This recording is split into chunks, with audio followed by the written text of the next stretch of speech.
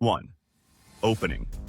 Even though I'm a 200% never Trump Chinese American, because I hated the FBI's China initiative, the fear-mongering about Chinese students as spies, and the over-the-top anti-immigrant rhetoric, I have to say it, Trump crushed this deal. No spin, no sarcasm, just facts. Before we dive in, if you appreciate calm, clear breakdowns of big global plays, hit like, subscribe, and leave a comment with your take. Especially if you work in the auto industry. We want to hear from you. 2. Quick roadmap for busy viewers. Here's the short version for busy people. First, why this is a clear political and strategic win for Trump. Then, how Japan quietly scored big, locking in long-term advantages for their auto industry. And finally, the hard truth. U.S. automakers and workers are still stuck with higher tariffs than Japan, even though they were supposed to be the ones this tariff war was meant to protect. Let's jump in. 3. Trump's big win. The president got exactly what he wanted. A 15% tariff on Japanese cars, up from just 2.5% before. It looks like a win for U.S. auto workers. Then came the headline grabber, $550 billion in Japanese investment promises. And to sweeten it, Japan opened up a lot more, including autos and agriculture. Even U.S. rice, which Japan has protected for decades, is finally getting more access. Trump posted it proudly on Truth Social. And in terms of optics, it worked. He looked strong, strategic, decisive.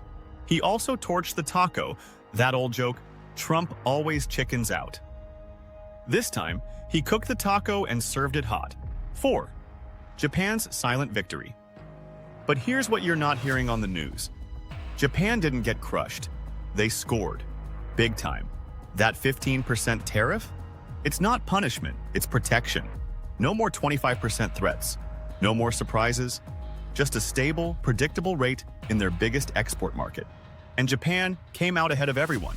Germany, South Korea, even US automakers all face much higher tariffs. Japan just leapfrogged the competition. This deal locked in a strategic edge for Japan's auto industry, the crown jewel of their economy and their #1 export surplus engine. Even the UK, America's closest ally, didn't get this sweet a deal. Britain scored a 10% tariff, but only for the first 100,000 vehicles.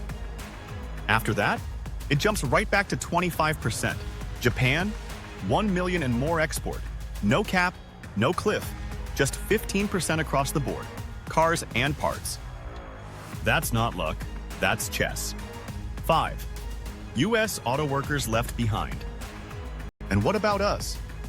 U.S. automakers are still stuck paying 25% on imported parts, 50% on steel and aluminum, and zero new relief from this deal. You heard that right. Still stuck. Still paying more. A Toyota made in Japan might now be cheaper than a Ford built in Michigan, because Japan's inputs are cheaper and ours are still taxed to death. That's why the UAW protested. That's why Detroit pushed back. Trump got his win. Japan locked in the long game. And American workers? They got left behind. Again. 6. Conclusion. What now? Look, this isn't about throwing shade. Trump played his game, and he played it well.